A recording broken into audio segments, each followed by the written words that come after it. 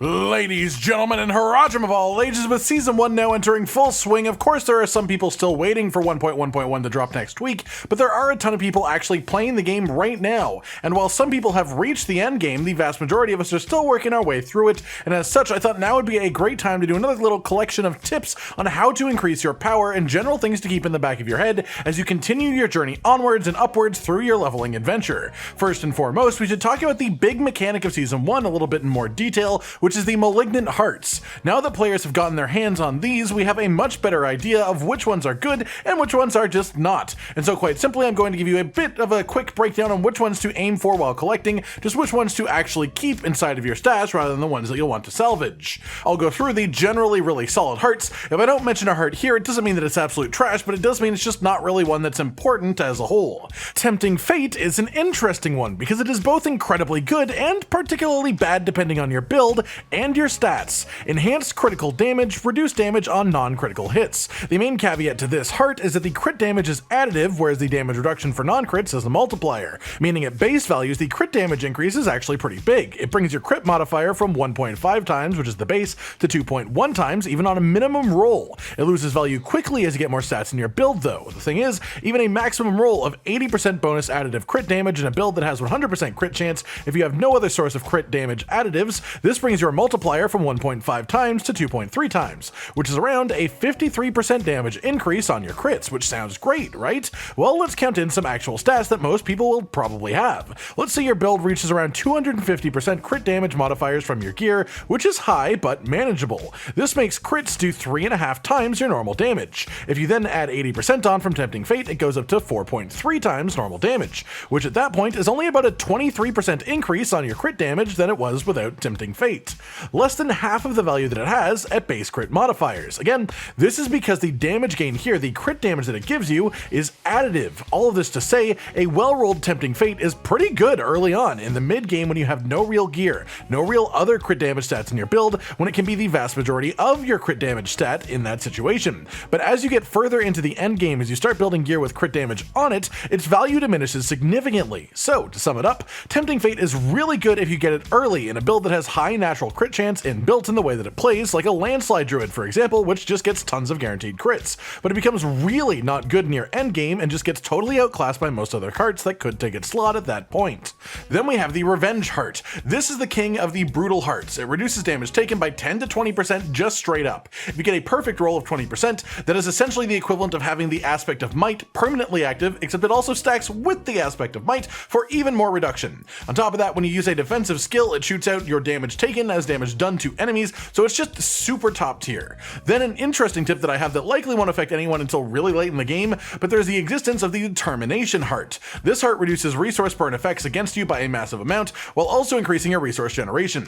This heart has been labeled as trash by most people because the situations in which it is useful are few and far between, but I actually think that the way that we should use this as players is simple but a bit weird. Once you have reached an endgame build, simply get a second copy of one of the rings that you use in your build, get a second ring with similar stats, same legendary aspect on it, then put Determination in there. Carry that ring around in your inventory just forever, and if you come across a resource burning mob, such as a devious malignant enemy for example, put the ring on, kill that enemy, then take it off. If you're going into a dungeon that has the resource burn affix, put that ring on, then at the end, take it off. You'll basically make it so that affix isn't even a thing. I know this is sort of a weird application to use a Malignant heart for, but I think it is important to think outside the box a little bit when considering these more niche Malignant hearts and how we can actually get some use out of them. Then for Wrathful hearts, we have Creeping Death. If you are using a damage over time build or even think you might use a dot build at some point in the future, you want to stock up on at least a couple of good rolls of this heart. I have one that is almost 50% increased multiplier on damage over time effects per crowd control effect applied. My poison build on Druid, for example, pretty frequently applies 3 types of crowd control, which would overall be close to 250% of my regular poison damage because of this heart. That is like having a crit multiplier with a bunch of stats poured into it, but on a damage type that isn't affected by crits, so it is genuinely quite a nasty strong heart for those types of builds. Then we have the Barber. This is a big boy heart for for just about any build in the game. If you don't require a class-specific heart to function, and if you aren't using a damage over time build, this pretty much just is your Wrathful Heart. What this does is when you get a critical hit on an enemy, any enemy, they store up the damage they would take for 2 to 4 seconds and then release it as an explosion that both affects the enemy themselves and all enemies around them. This also stacks, by which I mean you can apply it to multiple enemies at the same time. As well, while the damage is being stored, it is also increased by up to 15% per second, which creates some really nasty combos and damage when it actually goes off and pops. It makes for some really powerful just group exploding effects, and it is just nasty strong against bosses as well, being just a significant damage bump against them without any negatives. But for most players, meaning for anything except doing a boss like Uber Lilith, something completely single target, you may not have realized that a good roll on this heart is actually a lower timer on the effect, not a high one. For most content, 2 seconds is genuinely better than 4 on this. While this means it will build up the stored damage less, it means it will pop more frequently, which means packs will die faster when you're doing stuff like clearing dungeons. This means you can continue through the dungeon quicker. The idea being that while 4 seconds can result in a larger pop of damage, it is simply too large a pop of damage to be worth it against anything that isn't single target, because if you're doing earlier things, you'd rather have the 2-second timer and make it faster, or if you're doing harder things, you would rather that mobs actually die, rather than being alive for the full 4 seconds wailing on you. As for class-specific hearts, for Barbarian, unfortunately, you don't really have anything game-breakingly good, though I would say Focused Rage is at least worth keeping around if you find them just in case. For Druid, you want to always keep high rolls of Inexorable Force. This one is fantastic, as the only way Druid even has for properly grouping up enemies in the whole game. It will see a ton of use in endgame builds, absolutely for sure. For Necromancer, you have multiple great ones, honestly. In fact, none of them are bad. You guys just went quite hard on this, so you want to keep some of all of your class-specific hearts. They are all quite good. For Rogue, you want to collect your Wrathful Heart on tier 4, the Vile Apothecary. Having a chance to apply all imbuements at once is silly strong, no doubt about it, and it's really quite straightforward why as well. For Sorcerer, you want to collect loads of Tal Rasha, as you can easily keep 2 stacks of this active at minimum in just about every build for like a 24% damage increase just straight up, which is silly to just get without even having to use much effort. As for the other Malignant hearts, some of them are alright, some of them are just bad, but those are all of the ones that deserve a lot of extra attention, just so you know if you see those specific effects that you should make a point of keeping them around at least your best 2 or 3 rolls of each one.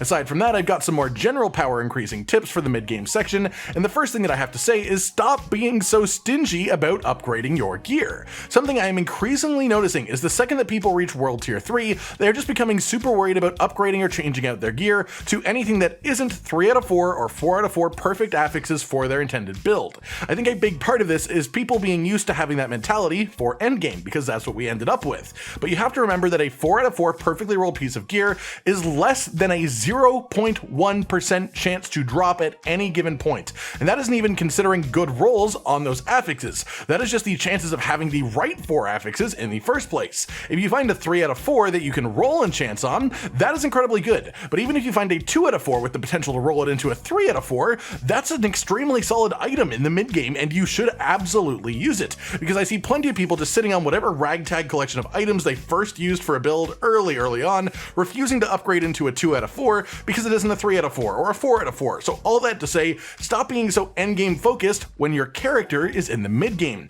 Get decent gear first, and once you have decent gear, then you can start being a bit more hyper focused on getting perfect gear. Take it all in steps and you'll make your general experience more enjoyable. I know this is what we were used to before season 1 as we were all at high level, but now that we've been reset, we need to turn our minds back in time to that more mid-game actual sensibility and mentality.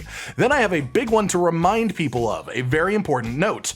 Always check your vendors. Armor, weapon, jewelry, they are synced across the map, so you just have to check one of each kind. They reset on a 1-hour timer, so check them once per hour. And while the vast majority of the time that you do check them, they will be selling hot garbage, I won't deny that, they have insane potential because what they can sell us is totally random, with the exception that they start selling sacreds above level 53 as the player, and when your player is above level 73, they'll start selling ancestrals too. As some players on Reddit are finding though, the vendors can actually roll items that are even above 820 item power, which is obviously insane. The only other way in the entire game to get items that are above 820 is the named elites, which recently had their drop rates reduced ridiculously, so this is even less likely. But the issue with most of those items, as the named elite item drops, is that they just don't have good stats, and usually they only have 3 affixes, which has made them mostly unused. But a vendor sold 820 plus item has the same chances of rolling good affixes as any regular item. It just has the added bonus of being, well, more than 820 20 item power, which especially when it happens for a weapon is a really big deal. Past that, we have one more big topic that people have been talking about the past couple of weeks, which is actually the enchanting function at the occultist. To put it all simply, the enchanting system has certain priorities that it has when you are re-rolling various items depending on its slot, which actually changes the value of different items that drop naturally. Let's say that you have gloves that drop 3 out of 4 with the best things for you: crit chance, crit damage of some sort, and ranks of your main core skill. For whatever reason, you're also running a build that doesn't want attack speed at all. It just doesn't help you. So you go to the occultist, you do some enchanting, and wait a second, every time that you try to enchant, attack speed is showing up in one of your 2 slots. What's up with that? Why is that happening? You obviously don't want it, but obviously the pool of potential enchants is quite large too, so why is this happening? Quite simply, this system prioritizes certain stats on certain gear, and so it will always give you one of your 2 options when enchanting as these priority affixes unless you already have them on that piece of equipment. For easy reference, you can look on d4craft.com, but I thought it would help if I break that down all quickly here. For helmets, these priority skills are basic skill attack speed, cooldown reduction, crowd control duration, and total armor percent increase. For chest pieces, they are control impaired duration reduction, thorns, and total armor percent increase. For gloves, these are attack speed and crit chance. For pants, it's control impaired duration reduction,